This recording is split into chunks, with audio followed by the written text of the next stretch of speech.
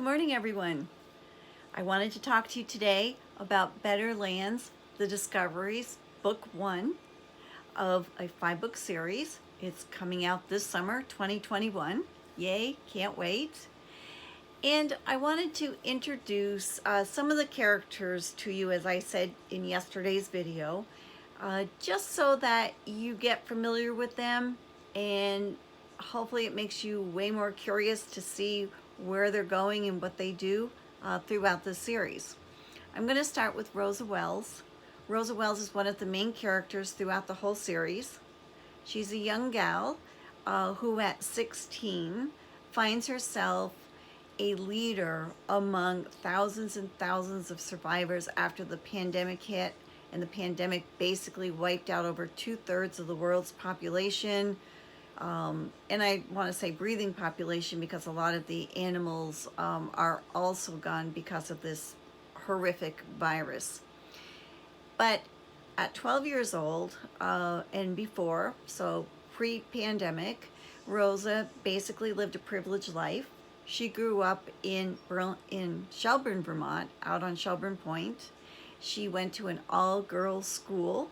She helped her mom out with a lot of community work. Her mom did some volunteer work at some women's shelters, and her dad actually was CEO of a huge soap factory, and she was an only child.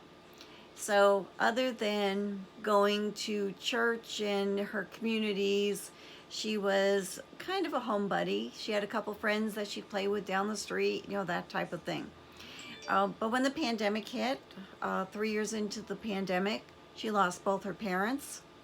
She ended up out on the streets, as all the homes and vehicles or any type of shelter that could house this virus. It's kind of a creepy little virus, but it would stick to stuff, and it would just wait for its prey inside buildings and vehicles and basically attack it. So they burned all of these places to prevent its spread and killing more people. So these survivors lived outside on the streets and tents and forest and wherever they could, away from any type of shelter as we know it today.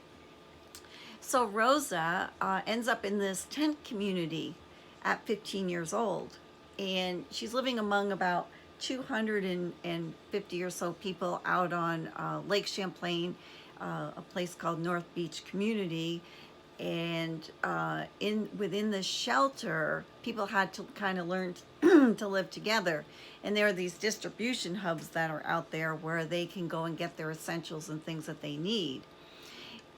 So she actually, was kind of shy and not really knowing what was going on. Her parents really sheltered her from anything that the pandemic had even done to the outside world, just to kind of keep her more focused.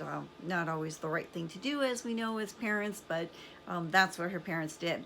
But through the course of the time that she's at the shelter, she actually goes to the library where the internet is intermittent, and she found these better lands off in Kentucky and a few other states that supposedly there was no virus. And now she wants to figure out, how can I get there? And through the course of a lot of things that's happened within that community, the trials and tribulations that she goes through, which I'm not going to share with you because those are exciting, scary, intriguing things that she had to go through to suddenly be recognized as a trusted leader among this community.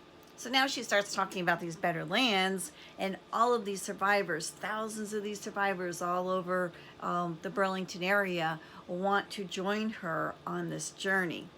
So it's kind of interesting, watching her go from a meek little child, which we don't spend too much time talking about, but you get the drift of it, into this leader that most of us couldn't even comprehend, and Rosa does it.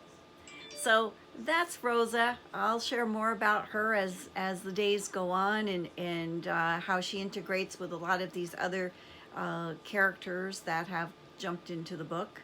And there are lots of characters here, so hopefully I've got your interest, and you'll join me tomorrow to hear about another one. So thanks for listening. Have a great day.